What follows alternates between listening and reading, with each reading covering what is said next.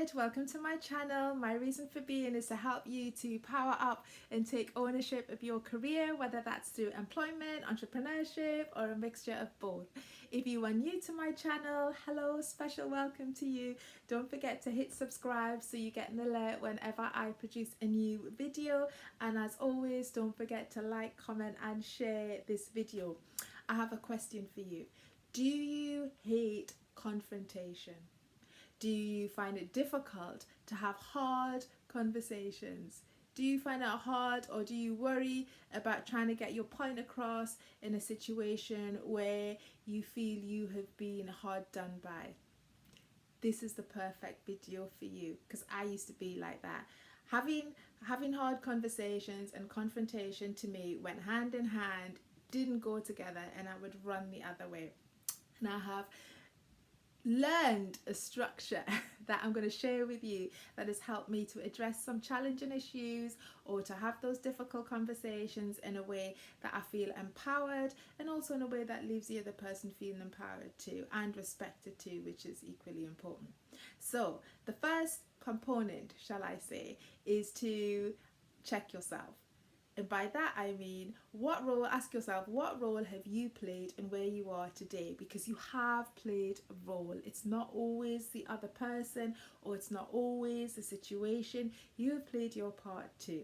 So for example, if your difficult conversation is with a partner because they have been acting and doing something in a way that has made you feel less than you should, then ask yourself, what role have I played in this?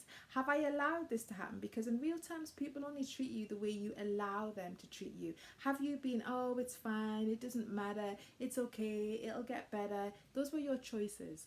You need to own them. They're not the responsibility of somebody else. Now, when I say check yourself, and I'm talking about accepting responsibility, I'm not saying that you're to blame. Don't get twisted, don't get upset. Don't hit the next video. What I'm saying is that accepting responsibility means you get your power back.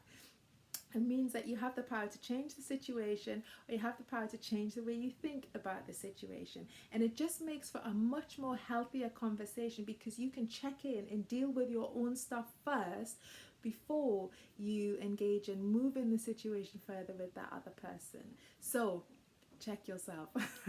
Number 2 is set intentions. Stephen Covey wrote in his book, The 7 Habits of Highly Successful People, that you should start with the end in mind. So have a goal.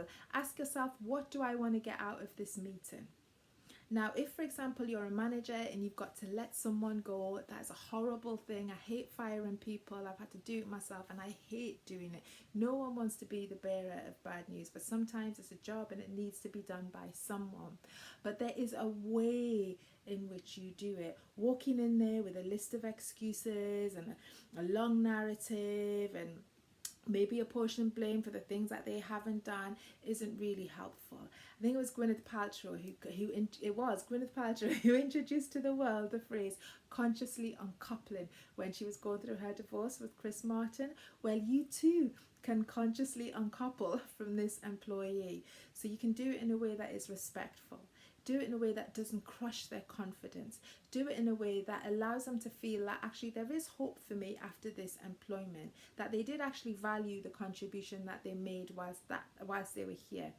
So think about that end, because should the conversation start to go left, restating your intentions brings you back to base and gives you the opportunity to come back, regroup, and move the conversation forward in the direction that you want. So set your intentions from the beginning. The third component that is super helpful is to listen and validate.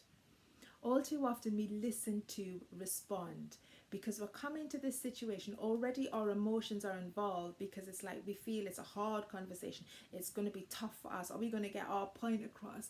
We might feel nervous, lots of mixed emotions, and you get into a defensive mode where it's like a game of tennis. You hit one, you take your shot, they take theirs, you take yours, they take theirs, and it can get a little bit more heated the more you're not listening to one another.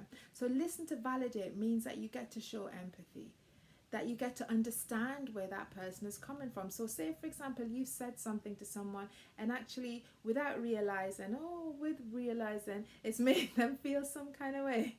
If they bring that up, don't go into defense mode and say, oh, well, that's because you said this. That's not going to move your conversation forward. Say, thank you for bringing that to my attention. And I'm sorry if it made you feel that kind of way. And you acknowledge it. If, for example, you're dealing with an employee and they are not pulling their weight, for want of a better phrase, in the workplace, then if they say, well, actually, I've got these things going on, don't be like, oh, well, what happens in your home life has got nothing to do with your job. Well, guess what? It does. Because if someone is feeling less than at work, sometimes without even intentionally trying to, they may feel that in the workplace. So by you saying, oh, wow, I didn't realize you had those things going on in your personal life. Thank you for sharing that with me. I understand where you're coming from. Actually, even if you don't understand where they're coming from, actually just acknowledge and saying, if I was in that situation or I was going through that, I don't know how I would respond. So just by hearing and validating and letting them feel like, oh, okay, they're hearing me, makes a big difference, because they become less defensive, you become more empathetic, and that is a great energy to have in the room when it's a hard conversation to be had. So listen and validate. And the fourth point is to practice. You don't have to, if you've got a difficult conversation to have, you don't have to have it in the moment that you're feeling tense and you're feeling like emotions are running high. Take a wham moment. And I say wham because that's a phrase that I used to use with my daughter when she was little and she was in situations like this. A walk away moment. Step away and think about what it is you want to say and practice it. Bring in a friend who can be objective and who is not afraid to tell you about yourself when you're doing something that is not showing you to your best light, because that's ultimately what you want to try to achieve here. Is that, and practice it with them. Give them an insight into what's going on. Run over the things that you're going to say and get their feedback. The more you say it, the less angry and frustrated you will be, and the calmer you will be when you step into the room. So practice, okay?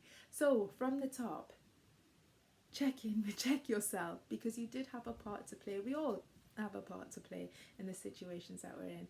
Number 2 is you want to set your intention. Start with the end in mind. Number 3 is to listen and validate. Number 4 is to practice. Now, I hope you found that useful. Do write in the comments box, or actually send me a DM if you want me to cover a video. You want me to cover a topic in a video, because I love doing viewer requests. Just touch base with me anyway on Twitter, Facebook, LinkedIn, Instagram. I love Instagram, and I love hearing, and I look forward even if I can't speak, to hearing from you. I'm going. Visit my website for details of how you can access some coaching from me. And yeah, thank you for stopping by. Take care. Bye bye.